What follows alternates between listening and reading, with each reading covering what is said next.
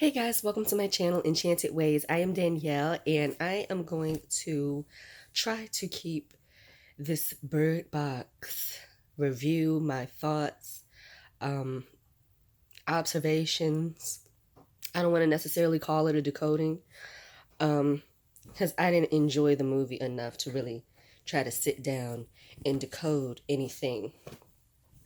Um, what I found more interesting was actually looking up the entities that was mentioned and putting a putting the pieces of the puzzle together based on that.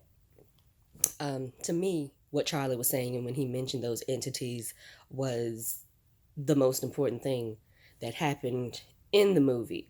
So, and once I did my little research, it was really interesting. So I want to share that with you. So let's go through this quickly because, like I said, I'm trying to only do one video. So, um, this is my condensed version because remember, I wanted to go live with this and it would have been much longer than 15 minutes. So, condensed most important things because I got several notes, but I condensed it down. So, the mass suicide thing, of course, the first thing that I thought of was population control. Um, what was really interesting to me when everyone was sitting in the kitchen and had their little theories about what is it, because they didn't know it was an entity yet, they just didn't know what was going on. And the most interesting theory that stood out to me, some of them were bio warfare. They thought it was something that was affecting the neurosystem, but when they said some kind of image was released, I thought that was really interesting, that they're trying to say they have the power to release an image that can make you lose your mind and kill yourself. Do I think that's possible?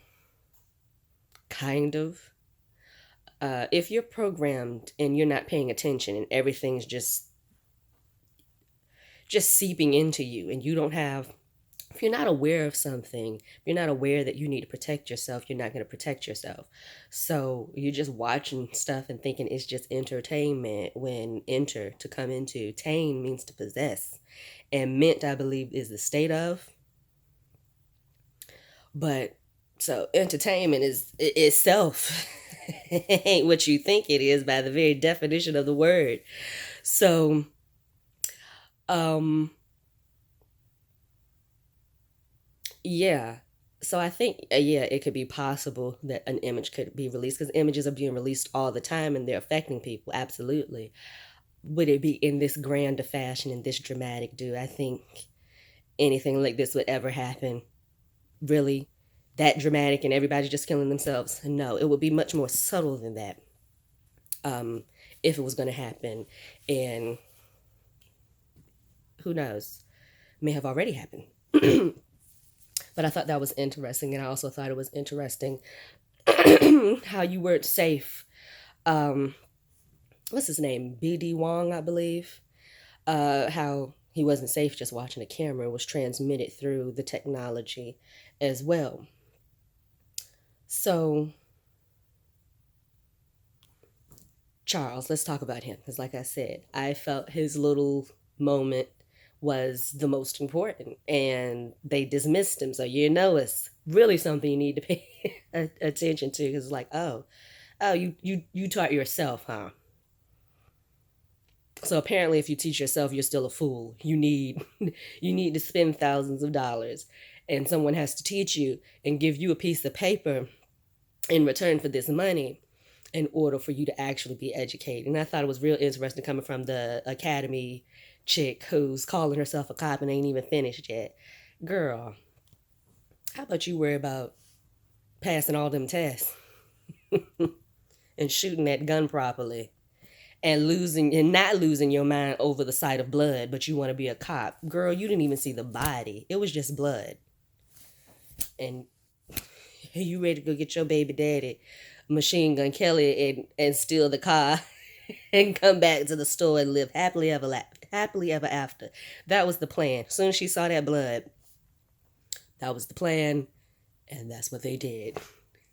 But anyway, Charles. So he mentioned the Akamana, the various devas of ancient Zoroastrian legend, the Surgat, which was really interesting, the Hulai Jing from China, and the Puka from Celtic mythology. I gotta go through this quickly, y'all.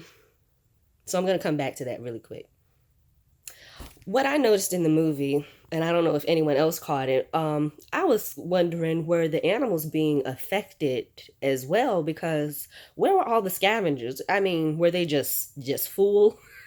We just didn't see them. I've never seen a movie where we see dead bodies strewn all over the place and not one scavenger, and I thought that was odd. And then when Mallory pointed out to the birds, like, how did you survive? So that just made me think, are the animals gone too? Or are people killing the animals and they're killing themselves? What is going on? Now the images that Gary laid out on the table. Okay. They looked like something else, and I could not place the origin of it. But it reminded me of H.P. Lovecraft. They didn't necessarily look like those entities. The entities were from somewhere else, but it just reminded me of H.P. Lovecraft, which I'm glad it did, because it was interesting. What's interesting about H.P. Lovecraft's creatures is they prefer the non-physical dreams, your mind. And they prefer to be in cosmic exile too, in addition to being in things like your dreams. And another thing about H.P. Lovecraft that's interesting is he has these entities called elder things, and I believe they're extraterrestrial entities. And just by looking them, it will drive you insane. So I thought that was interesting. So let's get back to the Akamana and all of these things. Now, the Akamana actually means evil mind, evil purpose, evil thinking, evil intention. And this demon was of sensual desire. It was sent to seduce the prophet Zoroaster. It would convince people to give into temptation, corrupt the mind and morals, and cause people to watch evil prevail. So yeah, that's happening right now. The Akamana is all over the place. Most people have an Akamana attached to them by that definition. Now, the Surgat is one who opens. Now, this is why I found him so interesting. He or she, I'm not sure. One who opens all locks, frightens his target with images that makes one mad, believed to have first appeared in Nineveh, capital of ancient Assyria, after being summoned to help make a tool to benefit all mankind, a lock for a door.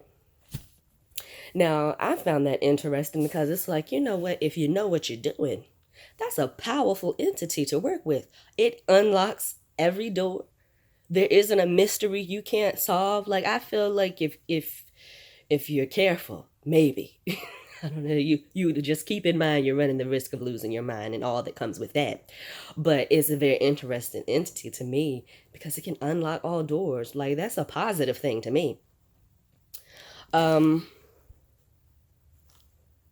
another thing that led me to it, because of how these things were listed, and I think I wrote it in the actual order that it was mentioned in the movie. So we've got evil thought. Then we have the Surgat who unlocks all doors, so it can be good or bad. And then we have these other entities, the Hulai Jing, which can be a good or bad spirit. It's a nine-tailed fox creature, and it can take on the form of a human. And the Puka can bring good or bad fortune and is a shapeshifter, like a master shapeshifter. And one of its shapes or forms it takes is a jet black horse. Excuse me. And we saw a horse, people were pointing out horses in their breakdowns and things. And I mean, you didn't see many animals. The horses were mentioned, and we saw a horse on the TV in the movie, on the news, and it looked hurt, like something it was trying to take its head off. Like, I don't know what was going on with that horse. The various Varios Devas were agents of chaos that sowed violent anarchy and disorder. Now, I mean, anarchy in and of itself isn't a bad thing, honestly, but violent anarchy, you know. But hey, what they say, the kingdom suffereth violence and the violent is taketh by force. Don't start nothing, won't be nothing. So if that's what it's got to come to, then that's what it's got to come to. But hopefully we can elevate and just have peaceful anarchy. Okay, those were all my notes. Now my theories on what I think, especially after researching these entities a little bit. My theory of what's going on, I think that the movie is highly dramatized, because it's a movie. But the message isn't all that dramatic to me, what I got from it. I think it has a lot to do with the mind, the mental, controlling your thoughts, being disciplined, being prepared in this shift where things are moving faster. Your thoughts are going to manifest faster. So be careful what you fucking think of. Okay? That's what I was thinking. Because it could go either way to me. It was like, okay, some of these people... Oh, well, let me finish that thought. Some of these people, you know, were deeply saddened and then they took their lives. And then some of them were happy and took their lives. And then, you know, the crazies were trying to get everybody to take their life, but they hadn't took their life. And to me, that was like, okay, the crazies are going around and making everybody open their eyes. Those who can open their eyes and not kill themselves were the ones who were like prepared for the shift, maybe.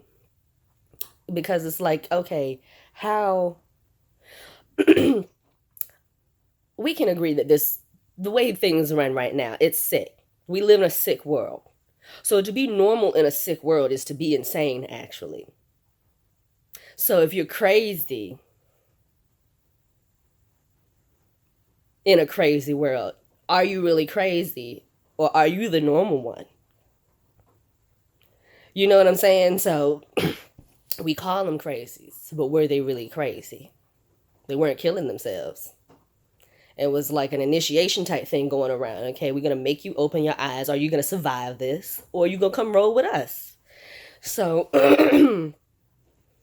my theory of those people are that they were maybe occultists and just all of those people that go against the grain, that are into alternative, you know, religion, spirituality, whatever, the conspiracy theorists, all of that. That is what I thought maybe the crazies could be, because they were immune, you know? And to me, it's like immunity, immune, in tune, you know? They were in tune with this new vibration and therefore immune. That's my little theory on that. And then again, the theory about you got to be careful what you're thinking, because it's going to manifest in the physical faster. And then my other theory, because it was affecting the eyes and the eyes glazed over, you have to rely on your intuition, not these two eyes. You really have to rely on your intuition. So those are my thoughts and theories, guys. If y'all have any thoughts and theories, let me know. I will not be watching this movie again. On a mundane level, the movie was boring, and on a decoding level, it's not my favorite kind of movie. I prefer sci-fi, comic book based in mythology.